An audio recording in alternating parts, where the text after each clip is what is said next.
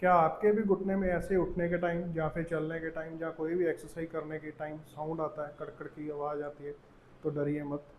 अगर आपके घुटने में स्वेलिंग या ज़्यादा पेन नहीं है तो फिर तो आपको डरने की ज़रूरत नहीं है। अगर उसमें स्वेलिंग हो रखी है तो साथ में साउंड भी आ रहा है तो आप इसको इग्नोर मत करिए।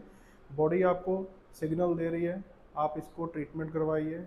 इसको किसी ऑर्थो के पास जाके, थेरेपिस्ट के पास जाके कंसल्ट करिए और अपना प्रॉपर ट्रीटमेंट लीजिए। ऐसे टिप्स जानने के लिए हमारे चैनल को फॉलो करिए, वीडियो को लाइक करिए, शेयर करिए, कमेंट करिए। Thank you.